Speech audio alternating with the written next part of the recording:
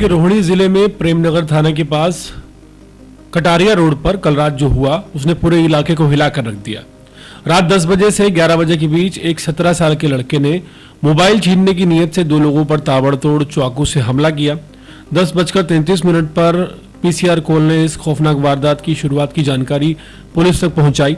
मिली जानकारी के मुताबिक विनोद नाम के शख्स को इस नाबालिग ने मोबाइल छीनने के लिए बेरहमी से 15 से 17 बार चाकू मारा। जख्म इतने गहरे और इतने ज्यादा थे कि विनोद बच नहीं सका और संजय गांधी हॉस्पिटल पहुंचने पर उसे मृत घोषित कर दिया गया। वहीं दूसरा शख्स दीपक, जो इस हमले में गंभीर रूप से घायल है, अस्पताल में जिंदगी और मौत के बीच लड़ाई लड़ रहा है। सबसे ज्यादा चौंकाने वाली बात यह है कि यह सब एक ऐसे लड़के ने किया जिसे हमारा कानून नाबालिग बताता है। पुलिस जांच में सामने आया कि 17 साल का आरोपी अपने शौक और अपने ऐशो आराम की आदतें पूरी करने के लिए लूटपाट करता था।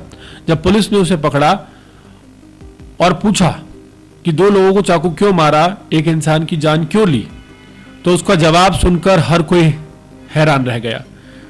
उसने बिना किसी डर, बिना किसी पछतावे के कहा कि मोबाइल नहीं दे रहा था, मैंने 15 से 17 चाकू मार दिए, दे देता तो मैं क्यों मारता।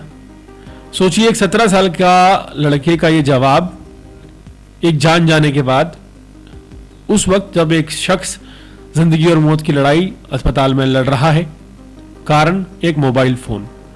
सबसे बड़ी दर्दनाक बात यह है कि ऐसे नाबालिग अपराधियों की पहचान तक उजागर करने की हमें इजाजत नहीं है।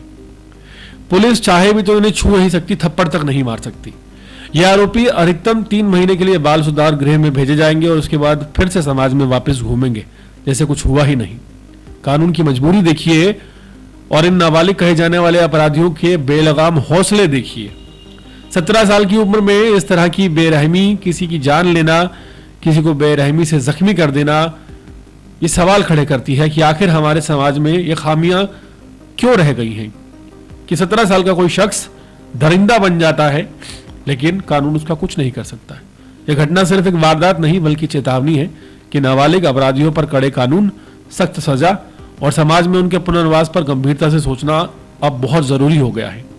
वरना कल कोई और विनोद अपनी जान खो देगा और कोई दीपक अस्पताल में जिंदगी और मौत से लड़ता हुआ मिलेगा, महज इसलिए क्योंकि किसी 17 साल के नाबालिग को अपनी ऐशो आराम के लिए पैसा चाहिए और उसके लिए उसे लूटपाट करनी है।